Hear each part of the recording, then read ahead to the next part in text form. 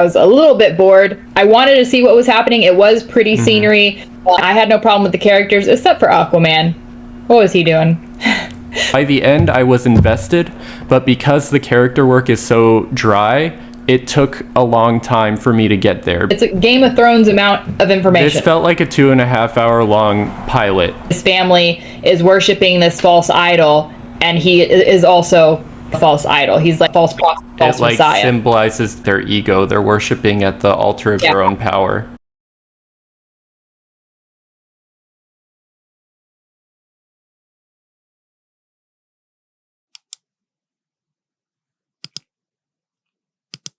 One of the problems we're having with movies, and I know the first Dune came out in 2021, so like 2 years ago.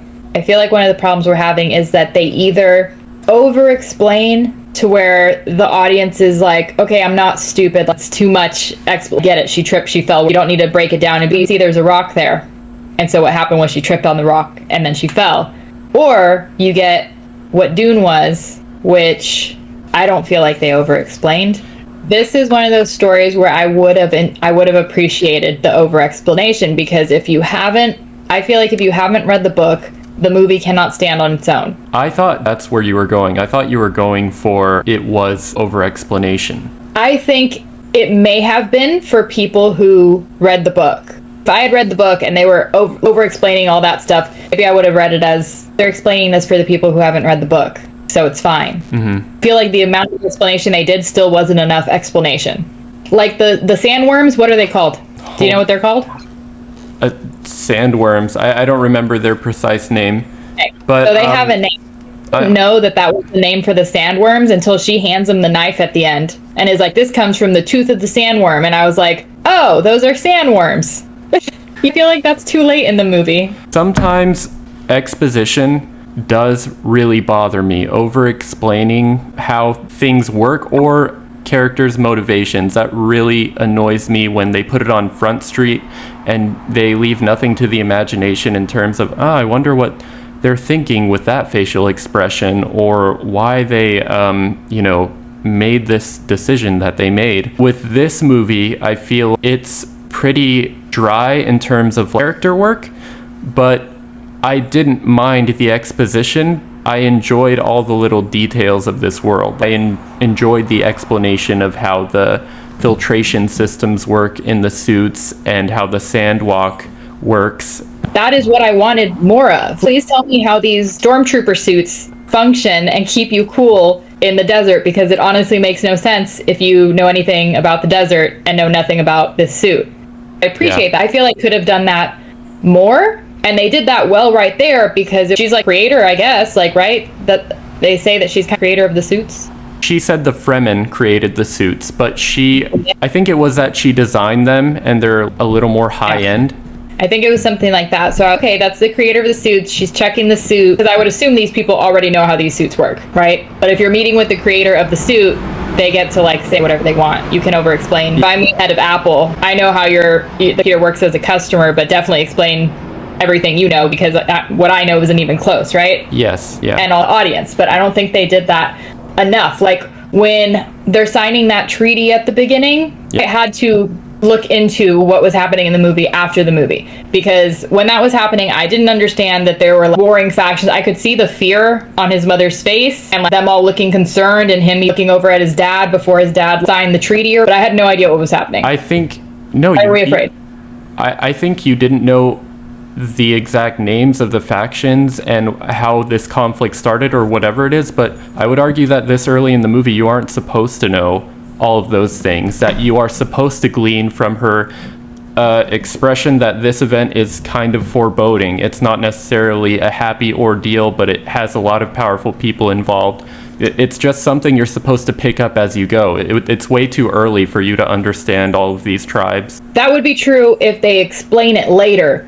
Well, okay, I don't think that they didn't explain stuff. I just think they didn't do a good job of explaining it. And my proof is I didn't understand it, and I don't think I'm a dumb moviegoer. You know, I catch on pretty quick to most movies. Mm-hmm. There is a lot going on, to be fair, like Game of Thrones. And somebody suggested, I forgot who it was, that maybe it would have been better like in a series format, you know, like hour-long episodes versus 2.5 hours because it's a lot of information. It's a Game of Thrones amount of information. This felt like a 2.5 hour long pilot, but it feels like a 2.5 hour long pilot to a show that I want to see the next episode of. By the end, I was invested, but because the character work is so dry, it took a long time for me to get there because it is a lot of lore, and other movies we catch on quicker because we are latching on to emotional beats following characters, and we can kind of tell where everybody stands based on how the main character we're attached to feels about them.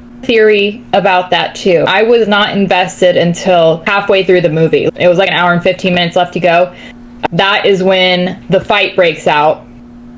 Yeah, the betrayal. That started to get interesting to me. Prior to that, I was a little bit bored. I wanted to see what was happening. It was pretty scenery. I had no problem with the characters, except for Aquaman. What was he doing? I just don't think... Okay, hold on. My theory. Yeah. My theory is maybe they need to make movies that are heavy on CGI longer because it takes longer for people to invest in the movie when it's CGI heavy. There's a part at the beginning, for example, where Paul and his dad are checking out his grandfather's tomb, and then they're walking down this field, and there's tombs everywhere. I don't know if that was real or not, but it didn't feel real. It didn't feel like they could reach over and touch a tomb. Really? That's interesting because that's one of my positives about the movie is that I feel like its visual effects have a very weighty kind of quality to them in a way that a lot of modern CGI-filled movies don't, where I feel like there's nothing that they can touch in the same room that they're in. Almost like a paper background behind them. Most of the time here, I didn't feel like that. Felt about it, at least in the beginning during the character development, maybe because it's quite a bit slower, but you're not alone. Based on people reviewing it online, most people were like, oh, CGI was amazing. And it is amazing compared to The Flash or The Mummy. There wasn't anything that looks like it's good enough for a video game, but not this movie that I paid a lot of money for. Yeah. Didn't look like that, but didn't feel like they were there because I didn't feel like they could reach over and touch things. There's also something about it, I can't quite put my finger on it. Actors like Oscar Isaac, Aquaman, what's his name, Jason Momoa. And there's one more, Dave Bautista, who was also Drax in Guardians of the Galaxy. Something about them is that I've seen them in so many other franchise movies that I can't unsee that. I just also think they might not be that good at actors. Something that really bugged me and took me out of the movie was Jason Momoa when he first meets up with Paul.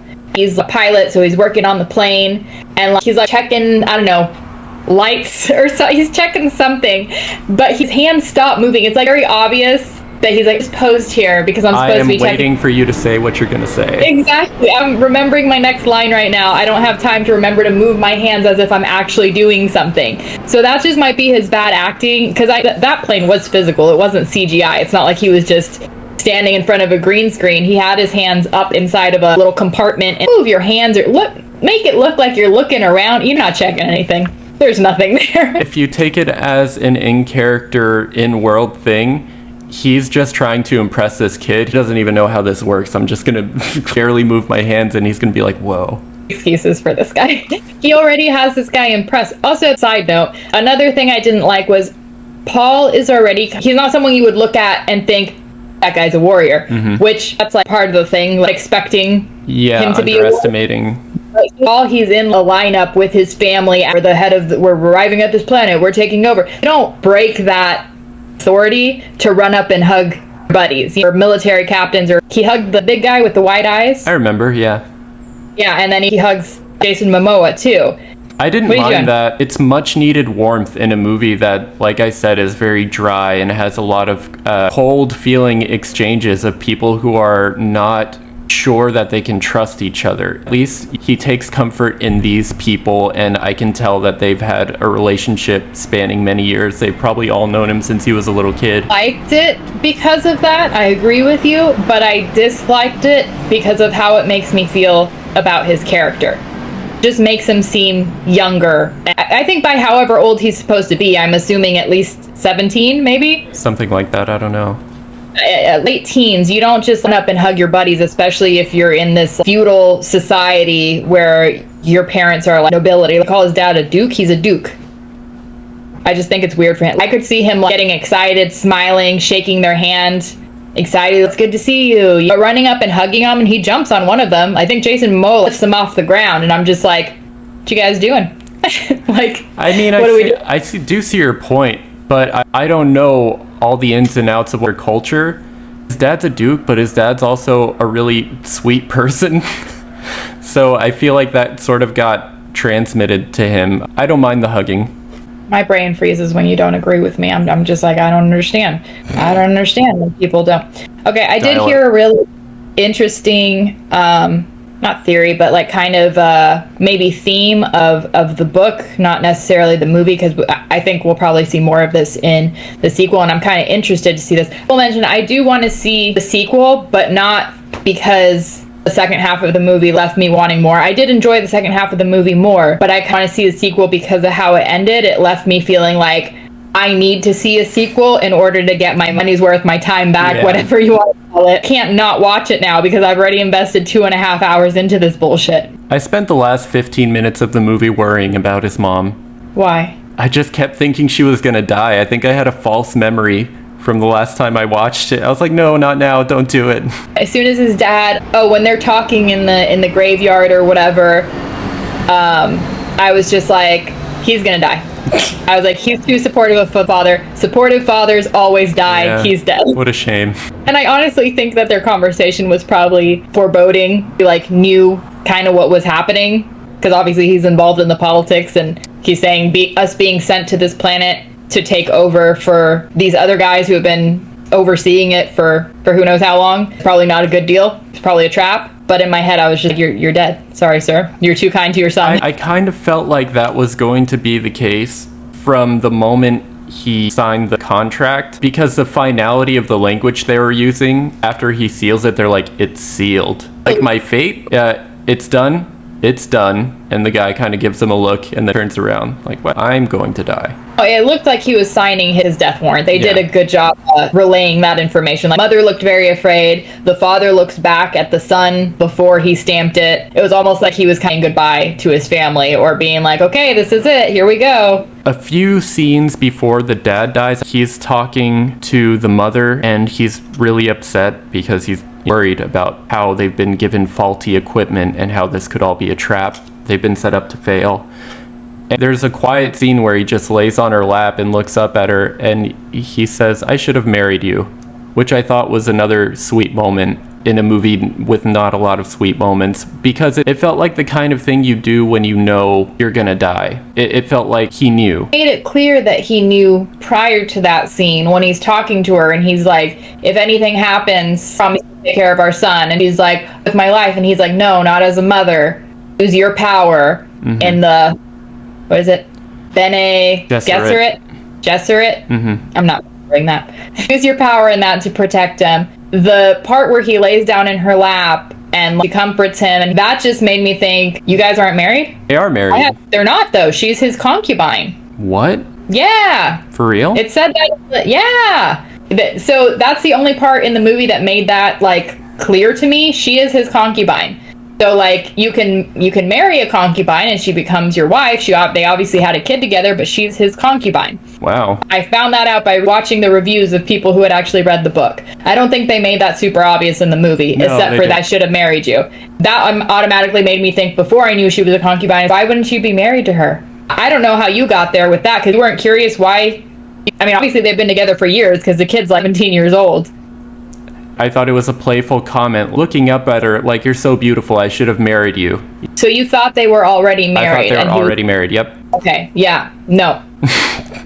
That's why I didn't feel the same about that, because it just immediately made me think, wait, why aren't they married? And I didn't find out until after I looked it up after the movie. She's his concubine. Just the flow of that, from loving scene to him getting betrayed by the doctor, and then later in the spice tent, which, by the way, Timothée Chalamet is actually a really good actor, which I'm not really familiar with his work, but I thought that scene and the scene where he had to put his hand in the box was really amazing. The guy talking about, I wrote it down because I really liked the quote.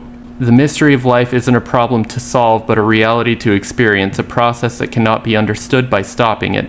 We must move with the flow of the process. We must join it. We must flow with it.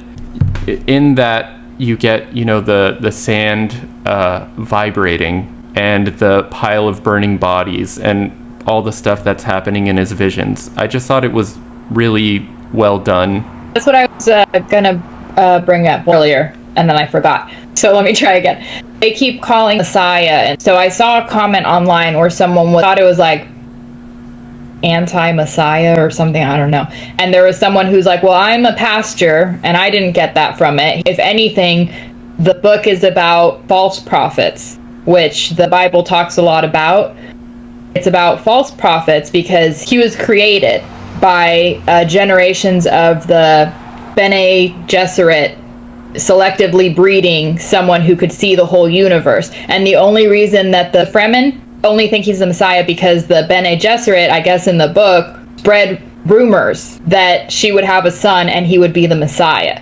And they did that in order for her, or that their organization, to be able to easily control the population. Mm-hmm. So they're controlling these people with religion and a false prophet. Because he's not really a Messiah. He's been selectively bred to, I guess, see across space and time. It's an interesting kind of theme there that I feel like also, again, maybe we'll see that more in the second movie. Apparently that was the theme of the book. But yeah, that actually is very interesting. One of my favorite scenes actually is, again, that scene in the spice tent, because you see him, I liked watching him struggling with the idea of being the one and being horrified of there being a holy war in his name.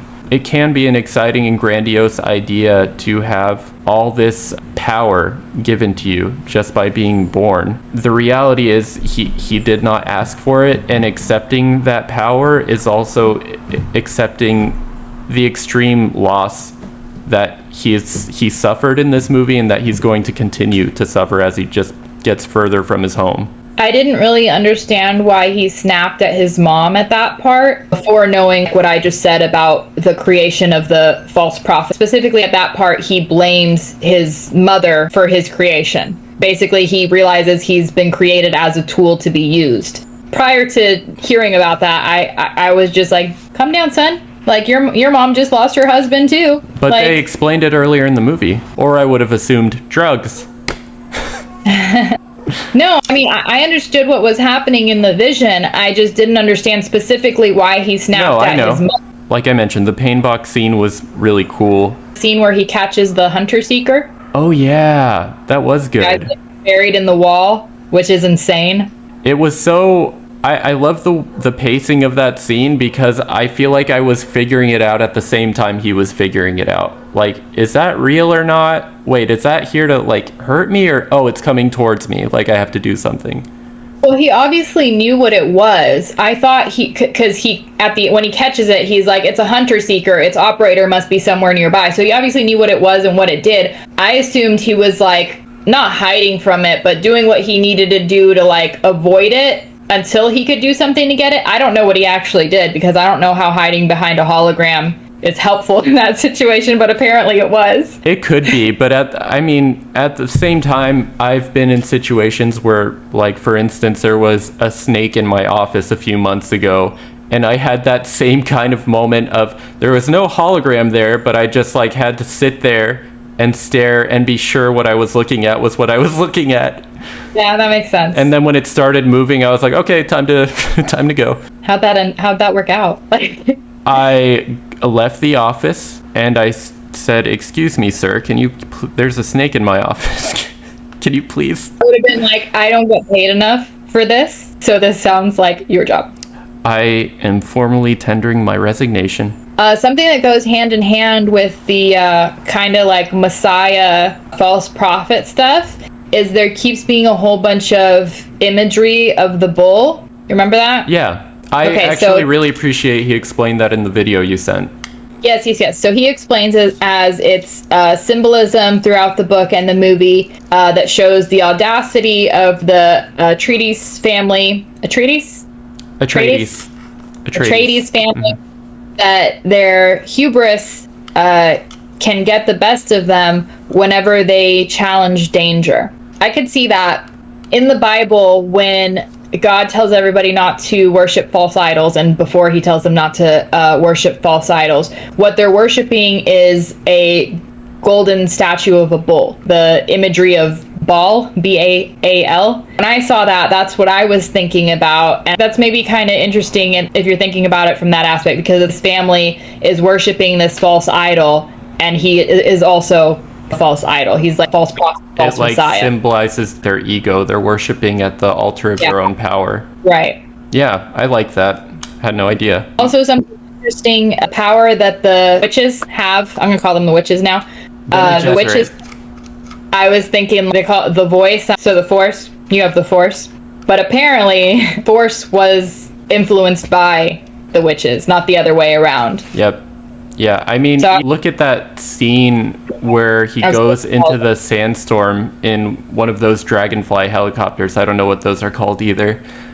Dragonfly helicopters, like that was my plan. It parallels so hard with the Death Star run, and Obi-Wan's voice starts talking to him, except it's his vision mentor, which I love that his teacher in his visions, because his visions are so cryptic and symbolic, ends up being the first guy that he kills.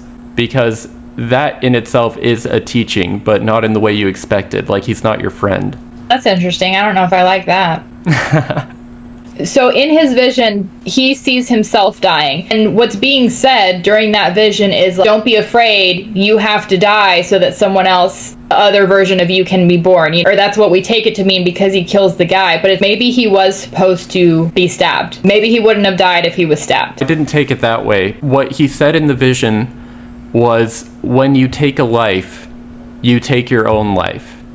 He's trying to show him that you're going to have to take it this far. It seems that Paul is a pretty compassionate person, so to get him to that place, he has to be able to fit it in the broader scope of life. This is part of what being alive and fighting for your life means.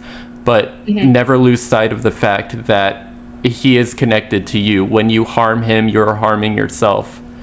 You have to have that in mind as you do it, or else you're just going to be an awful killing machine. Become something awful like, what's his name? It's Skarsgård's character, the grotesque fat man, Lord Baron. Is that Alexander Skarsgård's dad?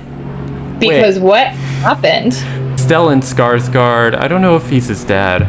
It has to be his dad. How many Skarsgårds are there? Dude, there's so many. There's like 8 who are actors. Really? Yes. I know then. That is Alexander's dad, yeah. Gosh, he lucked out on those genes. His mom must have been beautiful. So he's Emperor / Jabba the Hutt. Yes and no. More like a Vader / Jabba the Hutt, unless I'm mistaken, because Christopher Walken plays the Emperor, from what I understand. Yeah, I know. But I meant the Emperor as far as the imagery. Like when he floats up and it's just like a dark train on his dark throne. It looked very emperor-y. But yes, I know he's technically the Darth Vader character. But this whole movie, it's basically Star Wars from the viewpoint of the stormtroopers, is what I thought before the second half of the movie. Because I just saw the guys in the suits. Well, I guess it's Star Wars if Luke was always a part of the rebellion, and they always knew that he was the chosen one. But Alexander Skarsgård, he's great in this, like everything. I don't have the same problem with him as I did with the other actors I mentioned. And the way he's framed, the shadow over his eyes and his grotesque fatness just makes him fascinating to look at. There's one scene where he's just looking up at one of his underlings, and the shadow is cast over his eyes and his face, and I'm staring at that so intensely that when the light goes out behind him, it was just really interesting to look at. It looked like a painting. I appreciate that the guy that we watched in the recap video pointed out that he's supposed to represent greed and gluttony, everything that becomes wrong with a person who's sick with power. So I can see it in that way. I guess he would have to be just very rich for a very long time, because it still seems like the strongest are the people surviving in this new world. Maybe he's strong in other ways. Maybe he's mentally strong, coming up with plans to kill people. Batista, another thing that made me not understand the movie is a really important part is yelled by Batista at him, and I did not understand what he said. I could not be bothered to rewind it, but he yells, why would the Emperor take away everything that's ours and give it to that Duke? Yeah. And just the way Batista talks, he just sounds very angry. I have no idea what he just... No subtitles? After that point, I turned them on because I was like, I can't understand what they're saying. And also, there was just so many words, names for places and people, and I was just like, we're not gonna do this. I need to know what's happening. Mantats? There's no way I'm saying it right, but the guy with the white eyes at the beginning, apparently he's a human who possesses massive calculative skills. That's why when he asks them how much would it cost them to fly all the way here and fly all the way back, and he calculates it in his head. I don't know if that's important for the movie or not, but if it is, then they did not explain that well. I don't think it's important for this movie, but I think it's important for the world, because I believe that's the same thing that the intergalactic navigators have. When they take the spice, they're able to like focus that same kind of power into avoiding asteroid fields or whatever else. And that's another thing. The guys with the helmets that were getting off that ship when that scene happened are called Spacing Guild, who hold a monopoly on space travel. Ones who use the spice to navigate space. And I get that it would be hard to explain these things in this movie where there's not really anybody who wouldn't know this world to explain it to. It would just be very awkward to like do it in voiceover. By the way, this is a space guild. It's not important right now, but you might need to know that later. So I get why it didn't happen, but it ends up just being like Easter eggs for people who have read the book versus actually developing the world. And that's fair. I think a lot of people felt the way you felt. And the first time I watched it, I definitely felt that way. And this time, I probably would have again, but every time I would go back and be like, okay, so that's this. And then I think towards the halfway point of the movie, I knew what everybody was talking about. I think that's what's meant to happen because, again, the actions and the movie doesn't pick up until halfway through. The whole first half is just explaining all these different things, but because you're, I guess, not really seeing them in action until the halfway point of the movie, you're just like, okay, I don't know which words I'm supposed to care about and which ones I'm not supposed to care about. Speaking of the fighting, of which there isn't much of, I do appreciate the hand-to-hand stuff. They don't keep cutting around people not being able to move their bodies. It feels like they know some amount of martial arts, and the effect of the shield, I really like it, especially the sound design of it vibrating. I think it's very unique to this movie. I did not like the fighting. The hand-to-hand combat did not look good to me, and I thought the shields were kind of dumb until, again, I researched after the movie to find out what the shields were supposed to do. And again, like, if you're really paying attention, I guess, during this movie, it's not a movie you can't pay attention to because you'll miss things and then you don't know what's going on. Like, he says during the fight, like, the shield stops any fast object, so you have to move your knife slowly to get through the shield. I missed that. Afterwards, I was just like, oh, okay, that makes sense. And, like, when they drop all the bombs on the buildings and machinery and then come in with soldiers with swords, I'm just like, what are we doing here? Why would we just drop off guys just to have a sword fight when you have all this technology? But now I know how the shields work. You basically would have been setting off nuclear weapons. Again, something I feel like wasn't explained well, so it just looks really silly when men are fighting with... You really have to, like, be there and connect that. Oh, nothing fast can get through this shield, so you have to hit it slowly. So that's why they're sword fighting. It's not because they don't have the technology to blow each other up. Yeah, no, that's interesting, and I feel like they could have delivered a little more on that front, because it is a bit jarring seeing all this technology and like them going in like barbarians. But at the same time, it feels like every time you turn over a stone in this universe, it has 5,000 books written about it. Like, everything has so much lore that it feels like there isn't a single design choice that doesn't have purpose for the world that they built. But yeah, it's they've said it's unadaptable, like the book, because so much of it is like narration and exposition, and it's just jam-packed. And I can see what they mean, because it's so like it was already a long movie, and it's like I don't even know where you fit that stuff in. But that makes me think that like it wasn't done well, because Lord of the Rings is a really long thing. Maybe it's not like as in depth with politics or characters. Dad said most of it was them getting drunk in bars and singing and dancing, the hobbits. So like I don't know, maybe it wasn't in depth with those things, but it feels like you need to read the book to watch this movie, or you just have to really pay attention and like understand that everything means something, or everything is an explanation for something else. I do appreciate that they relied on the audience to be smart or to be knowledgeable on the universe, but I feel like they definitely went at it from that angle, not an angle of, oh, we're going to include people who also haven't read the book. You know, like they're not going to have to go research it after the fact to understand this movie. I wouldn't go as far as to say that it wasn't well done, because again, I haven't read the book at all, and just by going through the movie with the information that they gave me, I had enough to understand and be interested. And I think, and I was entertained, and that's the biggest thing, right?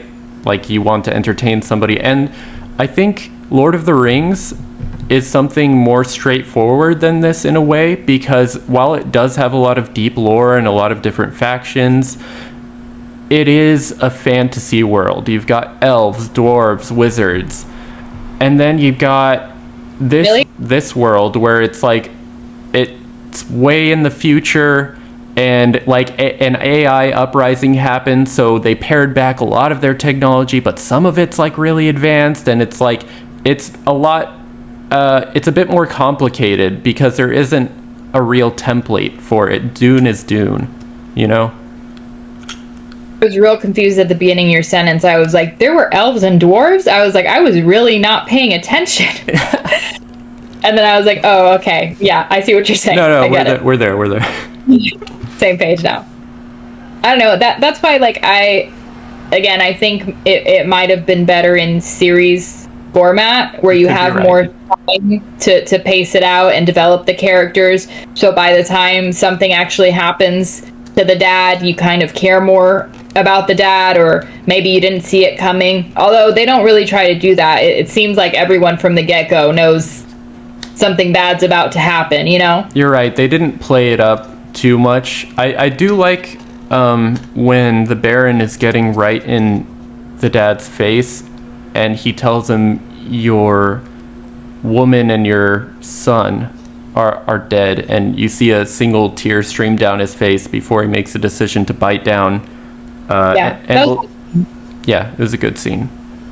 What was I going to say about the Baron in general? Like, you were talking about him being a little stronger, maybe? I mean, he survived the poison. It was kind of creepy to see him, like, curled up in the ceiling that way. The movie was also so dark. I did not have an easy time seeing those super dark scenes. Like, I could hear him, so I knew he was, like, he floated up or whatever, but I didn't really see how he was, what it looked like him being up there. Mm-hmm. Yeah, I think the thing is that maybe this is one of those movies where it should be seen in theater or in IMAX, because just watching it, like, I watched it on my 65-inch, 55-inch TV in my bedroom, but it's still the dark scenes were super dark, and maybe I would have appreciated the CGI more if it was bigger, you know?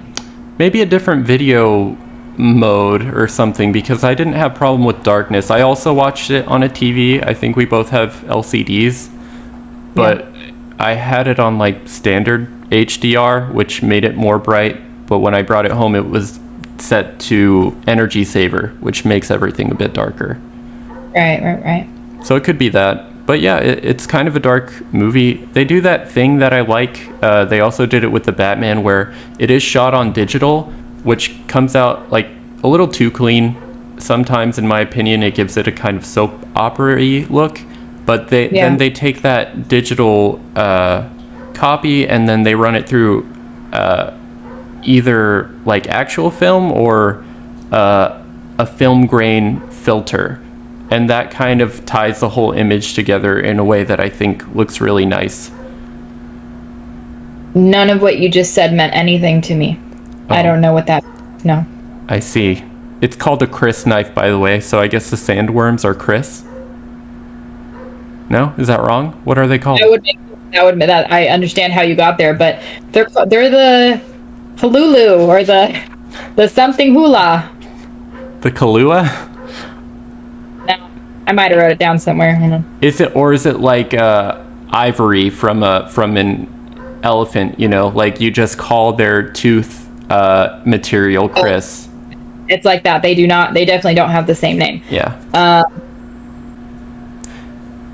Man, it'd be a real bummer if you went to see this movie for Zendaya.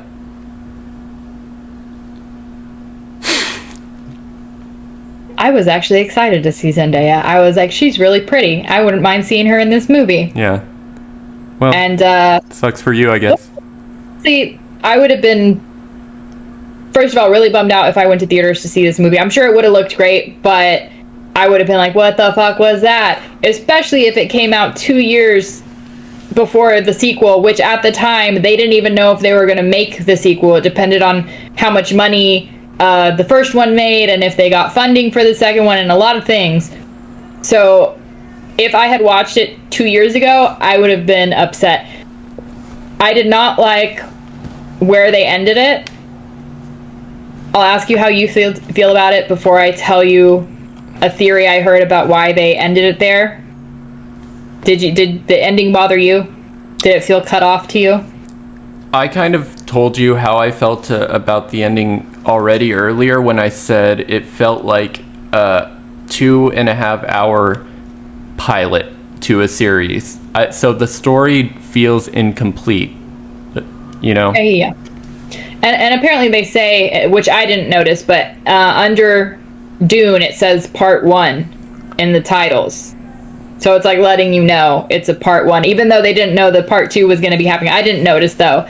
Okay, but here is a theory that I saw online, or not a theory, probably what they were going for, honestly. So they're saying that the movie ended the way where it ended because it was the conclusion to. Basically because he killed the guy, and so the old him died. And that's why it's the end.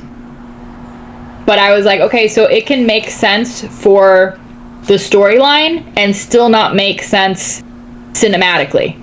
You know, because cinematically, the audience just feels like you just cut it off. Mm-hmm. Like, I get it. I get how you would get there. Like, oh, well, he just killed his old self, and now it's... And I'm like, but... The second movie also could have started there, you know, where they have the fight and he kills off his old, and then that would have set a darker tone for the entire second movie because it starts with him killing off his old self. But it just no. I feel like they should. What? No, what? I don't agree with that being the better choice. I think that this was the right button to put at the end of this one. Because it is him finally crossing that line. The whole movie leading up to them, it's kind of a coming of age thing if you look at it from Paul's perspective, because he's been given this burden, and the whole movie through his conversations with his mom and his dad, he's struggling with the acceptance or whether he can do it because he doesn't think he's that guy, and by the end. He's willing to accept that he has to be. So he kills that guy, and then he says, okay, this is my path. This is where I'm going. And it makes sense to end it there when you go, okay, there's a road ahead. I see where they're going next. Rather than, like, they're meeting up with the Fremen now, and they're surrounding them. And shut your mouth. Just shut your mouth. Shut your mouth. No, I said I totally understand why someone would think, like, I guess thematically on a storyline that would be a good ending. But like you said in the beginning, it felt like a part 1. It felt inconclusive. It felt like it was cut off. So just because it was a good ending point for the storyline doesn't mean it's a good ending point cinematically. Like, Harry Potter, you can watch each Harry Potter movie on its own and it feels like a complete story. You can watch each Lord of the Rings on its own and it feels like a complete story, even though each of those says there's going to be a next one and a next one. Well, is that true? I mean, people were, I think overall, you couldn't argue that they were more satisfied with the ending of Fellowship, but at the same time, it ends with him and Sam getting separated from the rest of the Fellowship and going off into unknown territory. The story isn't over, but you see there's a path ahead. No, I know. Yeah. That was a good end point because it's before they cross into the peaks of Mordor or whatever. So it's the end of the journey they've had so far, right before they're about to start on like the next more difficult part of the journey. That's why I think Dune 1 would have been better served if maybe they had ended it with him and his mom maybe realizing they're surrounded, or even like maybe realizing they're surrounded after getting chased by the worm, and then maybe Zendaya taking off her thing. So it's like, okay, now he's met the girl that he's been having all these visions about. Or maybe even after them getting captured. All of those would have been good ending points because you don't know what's going to happen. It's a little bit of a cliffhanger, but you still know there's more to come. After the fight, it just feels like, I don't know, it just feels yucky, Mikey. It doesn't feel correct. Okay, yeah, it's fair for you to be wrong about that. I don't think that would have been more satisfying cinematically for it to end with them surrounded. I think this was right. Yeah, he saw the girl that he's been having visions about, but until like basically the last shot of the movie, he doesn't get that direct one-to-one, oh, this is exactly what I saw in my vision, like her turning around with the son next to her. And I just think it's more satisfying overall to watch him kill that guy, take that extra step, and then he's like accepting the responsibility that he's been burdened with and moving forward. I think the cliffhanger angle would have been a bit cheap.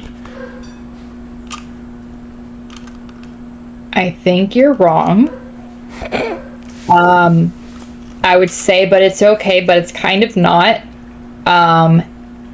Imagine you didn't watch the movie yesterday or whenever you watched it. Imagine you watched it 2 years ago and you didn't know there was going to be a sequel, and there might not be a sequel because of all the reasons, and you just wasted at least half the movie on explanations about characters and backgrounds in the story. It doesn't get good until the last hour of the movie, and then it ends there. I disagree with that. A little frustrating. I don't agree that it gets good at the last hour of the movie.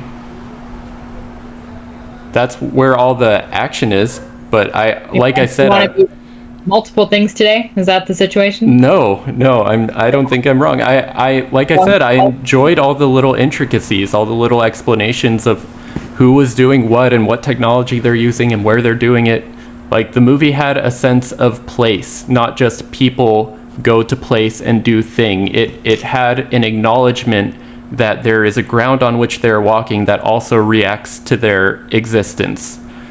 And history. And I found it interesting to learn all that prior to the action, which is sparse. Like, if you're watching this movie for the action, you're going to be disappointed. Although I hear the second movie has a lot more. People... I wasn't watching it for the action. I just think it becomes more interesting. And like we said earlier, it does not have that much action overall, even in the second half. Yep. You know, they have like that one battle and then that one fight scene, like maybe 3 fight scenes. The one with Jason Momoa, the one where they're training, and the one at the end. By the way, when I talked about the choreography, I was specifically talking about that scene with him and Josh Brolin, when the training scene. Like, that was the only scene where the hand-to-hand stuff like really worked for me. Something that didn't work for me in this movie was the lack of blood. It was like so obvious, and it made like the sword cutting feel weightless. And like even something as cold as and it was something that I liked when they were captured at night. When his mom finally gets the gag out of her mouth, she's like, kill him, like, to the guy, getting him to kill his friend. If there was like more blood in there, it just adds that extra layer of, oh God, what am I watching? What are they doing to each other? You know, like, and I feel like Game of Thrones had that, and this has kind of like the complicated factions, that sort of aspect of Game of Thrones, without the intense feeling of consequences when people are hurting each other. I agree. I didn't notice that, but now that you pointed out, it probably added to my feeling of this is a fake world. Fakeness, and it's harder. Like the CGI coupled with the lack of blood. The only time they showed blood really was like in a vision, or like when that lady leaves the handprint on the dad's shoulder because he's checking on her. It wasn't really like when they slashed each other's necks or anything like that. So yeah, I agree. It made it feel, again, like there's kind of no consequences. Even kind of when he stabs the guy, you kind of see the blood on the knife or whatever, but that's like it. It's like, you just stabbed him in the back. I assume a vital organ because he's dead. So like, what's going on? There was a moment where they did it kind of well without blood, and it's when, I believe it's when the suit maker gets stabbed and you see the water spurt out of her suit, and that made me just think, oh, she's screwed, because like you need hydration to survive in here. But she was screwed anyway. She got eaten by a sandworm. But I didn't realize how much weight blood added to things. We're also probably desensitized. Like every movie and video game since the time we were born has been, maybe not since I was born, since you were born for sure, has had like very graphic scenes. Can you hear Scout barking? Barely. Okay. So yeah, maybe partly it's just we're used to it, but it definitely does add to the realism of the movie. Yeah, and it's frustrating because you clearly see they put so much effort into making things feel weighty and lived in, yet when we're fighting, it's Spy Kids time. You know, like people just fall over. Yeah, I actually kind of thought of like, I don't know what those things are called. Remember Power Rangers used to fight the little I don't know what they're called, but they used to make that noise, didn't they? Is that true? And do they turn giant at the end? Power Rangers? Or well, the Power Rangers, of course, they turn into the Megazord, but like the little bobblehead things, do they get really big, or are they minions? They're minions. They're like the pawns. Gotcha. I feel like who they fought, they turned into the Megazord and fought like there'd always be like the lady with the hat in the place, and she'd like, oh, the Power Rangers, they got me again. Yeah, and then I feel like and a monster or something like that, like a Godzilla type creature, and that's who they would get in the Megazord and fight. Yeah. They were just like minions. But I thought of those guys when they were like having the big battle of the two, like the guys in suits. I did like when they attacked where they hid with the lady that you just talked about got stabbed. Leah, I think her name was Leah or Liette. You might be right. Like the guys silently just kind of, I liked that part. I wrote that down too because I found it creepy. You know, they're not creepy in themselves, their designs, but the fact that they could exactly. Just the silence of the moment, like, but also I liked the aspect of the guys were like making coffee like she asked them to, and then you see one of them see the shadow from one of the guys that's up there, and they immediately and silently hide. So when those guys come down, they pop out of the ground and attack them. And the only reason you know they're underground is because you see a little coffee filter thing on the ground. And you're like, oh, they were right there. They're going to get them. Yeah, that's nice. It's little touches like that I really enjoy. It's nice to be watching a movie where it doesn't feel like everyone you're watching is a complete idiot. Like I really loved the way the mom would communicate with sign language to tell people what to do in a dangerous situation without alerting anyone. Yeah. Yeah.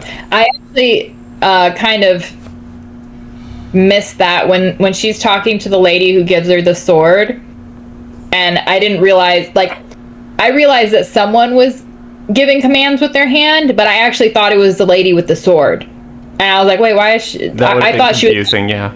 Well, I thought it was like a betrayal thing, like she's in communication with one of her soldiers or something like that. And then I was like, oh, okay, it's her. Like, she's telling her soldier to calm down or this or that. You know what name I did write down? I made sure to make a note. The Maudib is the name of the little mouse, the little desert mouse. Oh, it's so cute. So cute. It's so cute. It's unnecessarily cute. And when he comes out of the ground, it's sort of like shivering and looking at him. He has little sweat droplets on his ears, and he just uses it to like wipe his mouth. I was more worried for the mouse in that moment than I was for the mom the whole movie.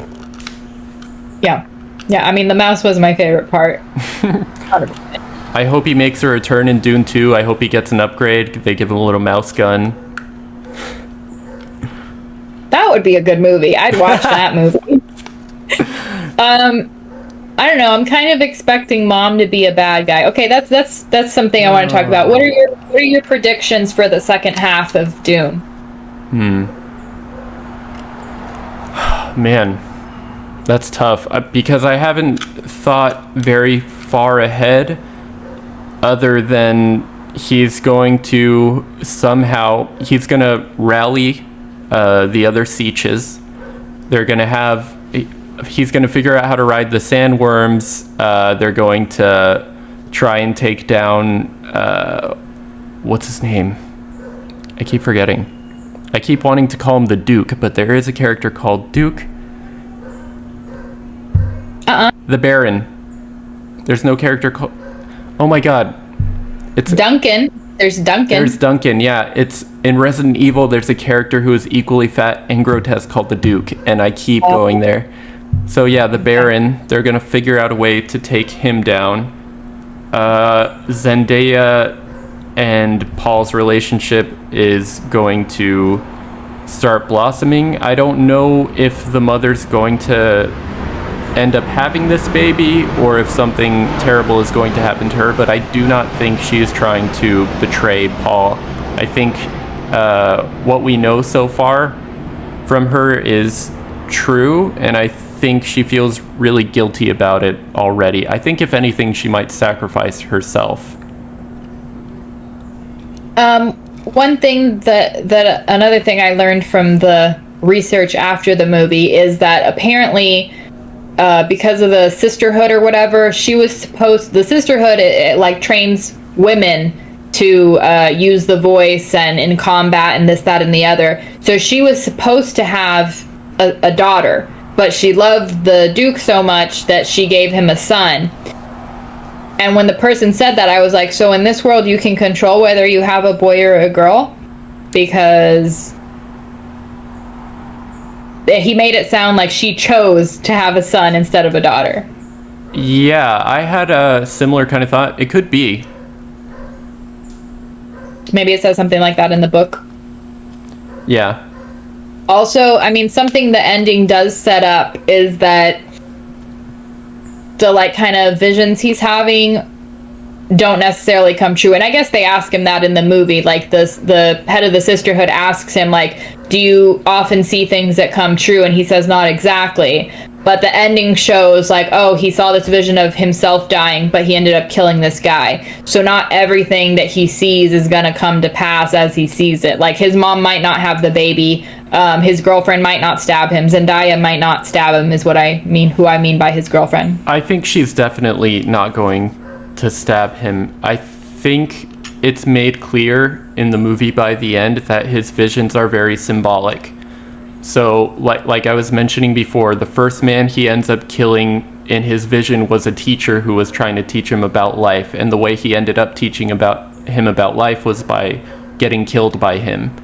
So Zendaya stabbing him, that could be That could be symbolic, like maybe she hurts him in a way that nobody else ever could. Metaphorically, in the back, she would. She cray. That's so her. Classic. The mom having the baby, maybe, I don't know, because a new birth could symbolize a lot of things. So maybe it's showing his mom with like blood on her hand. And I believe the baby had blue eyes, like the Fremen. Yeah, and his mom did too, though. But and he did in some of his visions too. But that's something you develop from smelling the spice over time. So living in the desert, they will probably develop blue eyes. Gotcha. I assume. Yeah. Okay. So yeah, that's another intriguing aspect of it. Is I want to see the reality of what his visions mean. I enjoyed the second half. I don't think it holds up as a movie on its own. Like, had I watched it 2 years ago, I probably would not be rewatching it in order to watch the second one. You know what I'm saying? Like, it's not... Even in the future, if I've seen the second one and I decide to rewatch the second one, assuming it's good, I probably am not going to go back and watch the first one. Because once you have the setup, you don't need the setup. You know what I'm saying? Like... Yeah, that's fair. I think I always wanted to rewatch it because the first time I was just like half paying attention. And as we've discovered, it's not a movie that you can really watch that way and get everything out of it. And since people were kind of gushing about it, I wanted to give it another chance and see what it had to offer. And I'm glad I did. I did enjoy it, and I'm looking forward to the next one, which I hear is better. I hear the director listened to criticism that there's more action, it's a little funnier, which, by the way, humor was not one of my complaints with this movie. There were like a couple of jokes sprinkled in, but